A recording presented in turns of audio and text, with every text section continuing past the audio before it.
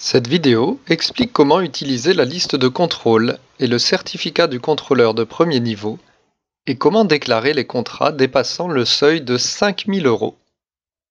L'utilisateur doté d'un accès pour les contrôleurs de premier niveau accède au système à l'adresse https://ems.nweurope.eu. Notez que les droits d'accès des contrôleurs de premier niveau sont donnés par le secrétariat conjoint après la validation par l'organisme d'approbation du contrôle de premier niveau.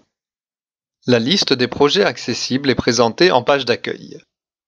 L'utilisateur sélectionne le projet sur lequel il souhaite travailler. L'utilisateur voit la liste des rapports et sélectionne celui sur lequel il souhaite travailler. Le rapport doit être en statut Report Submitted.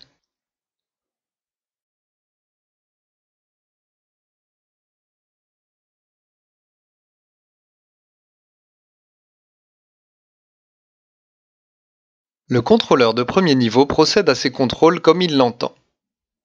Il est probablement plus simple de commencer par l'onglet List of Expenditure.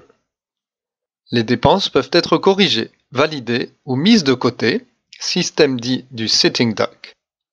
Pour plus d'informations, veuillez consulter la note relative à ce sujet. Quand les vérifications des dépenses sont terminées, le contrôleur de premier niveau clique sur FLC Documents et choisit l'onglet FLC Checklist. Le contrôleur de premier niveau complète chaque point de la liste de questions. Pensez à utiliser les champs de la section Commentaires. L'un des constats des auditeurs de second niveau est que les contrôleurs de premier niveau ne documentent pas suffisamment leur travail.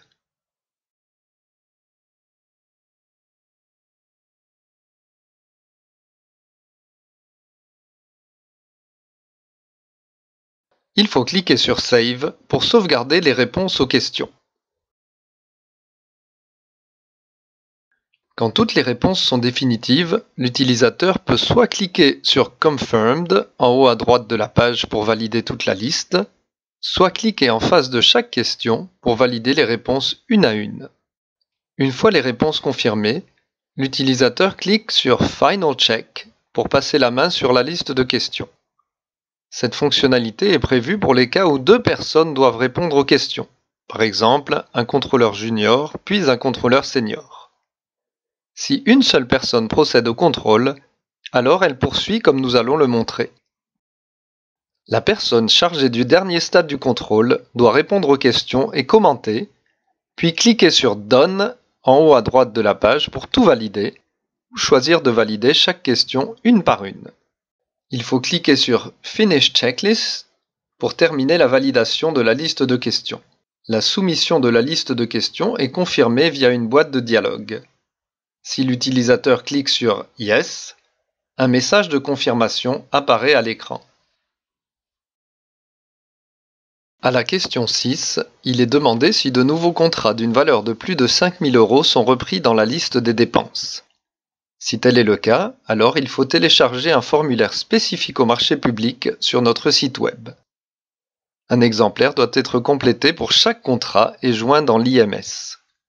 Il ne sera plus possible de l'attacher une fois le rapport certifié. S'il n'y a pas de nouveau contrat, alors il faut répondre « No ».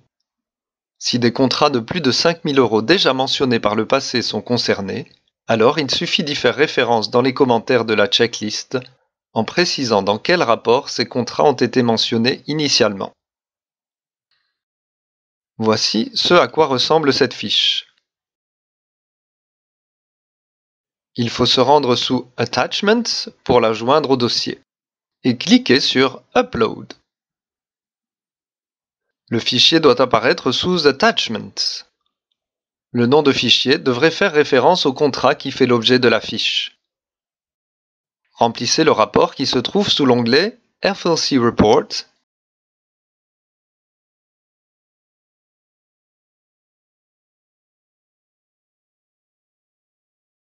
et sauvegardez. Vérifiez à l'aide de ce tableau récapitulatif que les montants sont corrects. Cliquez sur Check FLC Work et confirmez.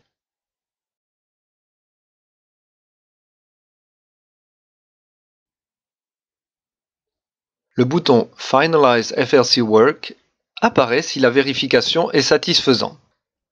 Si le système détecte des erreurs, elles seront listées dans un message à l'écran. Le bas de la page propose un bouton Finalize FLC Work and Issue Certificate. Cliquez et confirmez. Le rapport est maintenant chez le chef de file.